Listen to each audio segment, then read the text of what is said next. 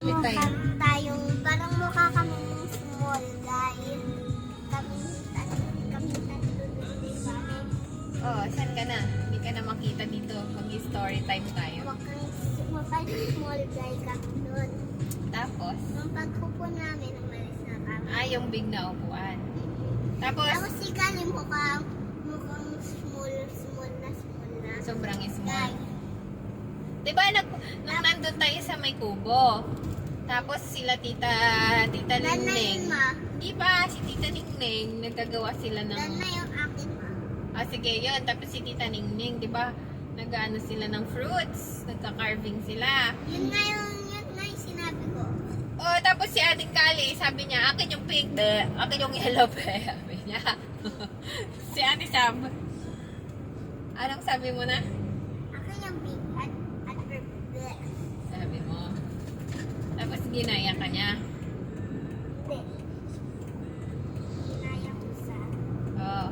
Tapos ano pa yung sumunod? Wala.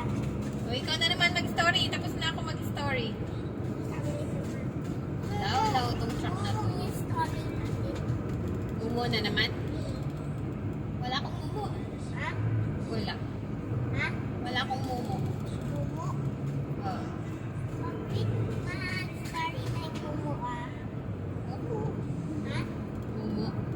Mumu. Wala na akong nakitang mumo. Hindi, sabi ko, mag-story tayong multo. Multo-multo. Ayoko nga, matatakot ka. Ako eh. Doon sa bahay nila Tito Nognog. Ayaw. Doon may mumo doon eh. No. Sabi mo, kwento tayo ng mumo. Meron kayo. Ano ba talaga? Alam ko na. Ano? Funny one eh. Funny story. Sige. Yan. Yung funny story ko, si Papa Limar. Tapos, Tapos, si Papa Limar, natutulog siya. Tapos, biglang umutot siya. Nagising si Sab. Sabi niya, sino yun? Sabi niya. Tapos, nagjo-joke-joke si Papa. Sabi niya, Sab, may 3 joke ako, Sab. Ano yun? Sabi ni Sab. Joke. O, ikaw na.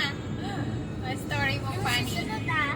Ikaw na, anong funny story mo, ah? Di ba dati, nung natutulog tayong dalawa, tapos si Mama, tapos sila, may beach. Nung gulat ako may umutot.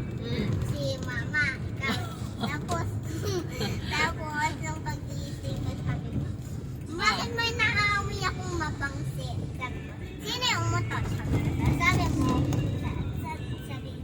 Sabi ko, sabi mo, ay, sabi ni Papa din, sino yung umutpot, be? Sabi, ikaw yung umutpot, be? Hindi, si Mama, ikaw ba yung pa? Sabi, hindi, ikaw ba yung be? Si Mama ata yung pa. sabi mo, Sabi mo daw, sorry, bebe, ate, naututan ko kayo. Oh, tapos sabi daw si Lula sa rooftop niya.